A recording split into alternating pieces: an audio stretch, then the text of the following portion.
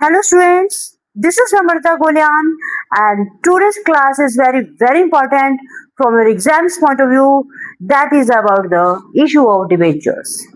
जैसा कि आप जानते हैं इससे पहले हमने शेयर कैपिटल की सीरीज को कंप्लीट किया है। अब हम डिबेंचर्स को समझना चाहेंगे।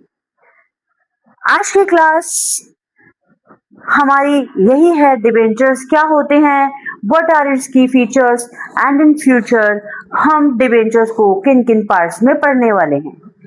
सो students, are you ready to start the class? Let's start the class.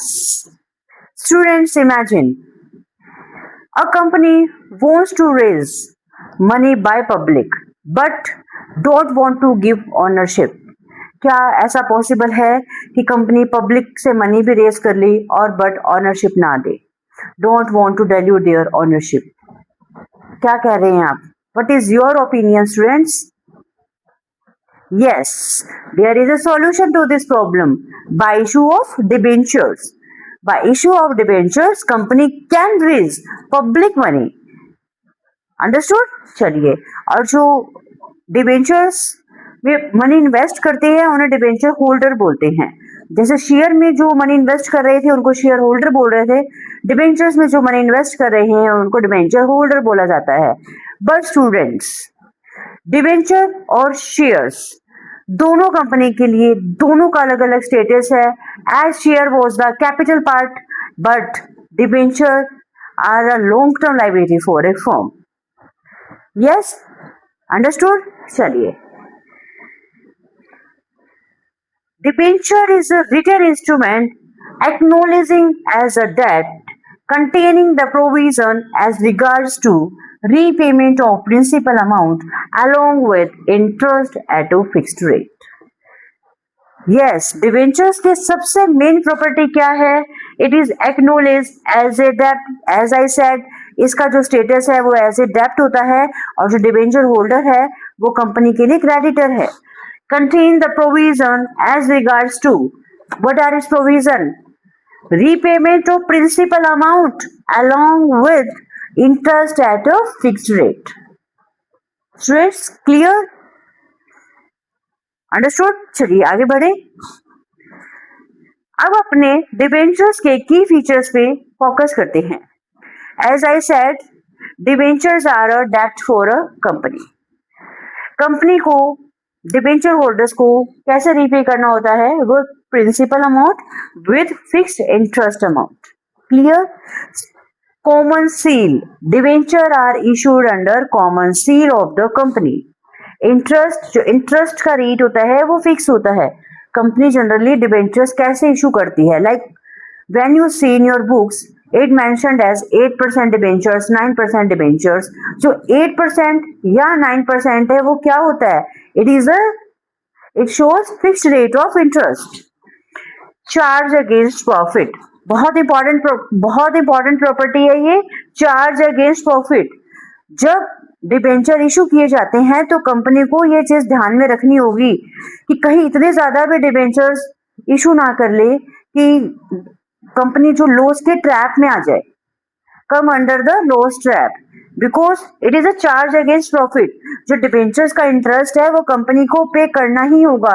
It doesn't matter, debenture holder को कोई मतलब नहीं है कि आप प्रॉफिट अर्न कर रहे हैं या नहीं, आपको डिबेंचर होल्डर्स को इंटरेस्ट पे करना ही होगा। It doesn't matter whether you are earning profit और नॉट। सो जब कंपनी डिबेंचर्स इशू करती है तो थोड़ा ध्यान में रखती है कि इतना एक्सेस डिबेंचर्स भी इशू ना हो जाए कि उनके प्रॉफिट लिमिट को ही एक्सीड कर जाए। और जब शेयर इशू करती है तो ये भी एक लिमिट को ध्यान रखती है कि इतने ज्यादा शेयर्स भी इशू ना हो जाए कि कंपनी के खुद के हाथ से ऑनरशिप चली जाए।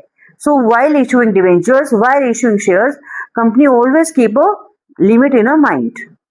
Understood? एक मॉडरेट अप्रोच ही वैसे फॉलो की जाती है कि ऑनरशिप भी बहुत ज्यादा ट्रांसफर ना हो जाए और इंटरेस्ट का बर्डन भी कहीं बहुत ज्यादा क्रिएट ना हो जाए। So there is a balance approach followed by a company. No voting right, जैसे शेयर होल्डर्स को वोटिंग राइट होता है, डिबेंचर होल्डर को कोई वोटिंग राइट नहीं होगा। Can't be forfeited, debentures can't be forfeited, जैसे अपने शेयर्स को फॉरफिट कर देते थे, बट डिबेंचर्स को आप फॉरफिट नहीं कर सकते हो। Debenture can be secured, debenture can be unsecured, but जैसे shares are always unsecured, but debentures can be backed by your asset. Clear? चलिए, अभी हमने स्टूडेंट डिबेंचर्स के फीचर्स पे फोकस किया है। इट इज अ डेब्ट for a company, it have to be repay along with principal and interest amount. It is issued under company's common seal. Interest का जो रेट होता है वो फिक्स होता है। Interest is charge against profit. Debenture holders को कोई voting right नहीं होता। Debenture can't be forfeited like shares and debenture can be secure, debenture can be unsecured. Clear? चलिए स्टूडेंट्स, मैं आपको इशू डिबेंचर्स की स्टडी की थोड़ी सीरीज बताना चाहती हूँ। We will do public issue, बिल्कुल शेयर के जैसे होता है, बट अपने क्लास में डिस्कस करेंगे। Debenture issue to vendor is a second part. Debenture issued as collateral security. Issue of debenture considering terms of redemption. जब न्यूमेरिकल क्वेश्चंस आते हैं तो ये पार्ट बहुत ज्यादा इंपॉर्टेंट है। Interest on debenture, write off loss on issue of debenture. There are 5 parts. हम issue of debentures को 5 पार्ट्स में स्टडी करने वाले हैं। और अक्सर जैसे 12th क्लास का अकाउंट्स का एग्जाम होगा, या जैसे सीए फाउंडेशन में 2nd और 4th पार्ट से बहुत ज़्यादा न्यूमेरिकल आते हैं। सो स्टूडेंट्स, आपको पूरी क्लास को बहुत अच्छे से एक एक पॉइंट पे फोकस करना है, एक भी क्लास मिस नहीं करनी है। Thank you students, thank you for your cooperation.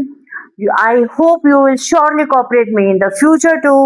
Again, thank you and bye-bye.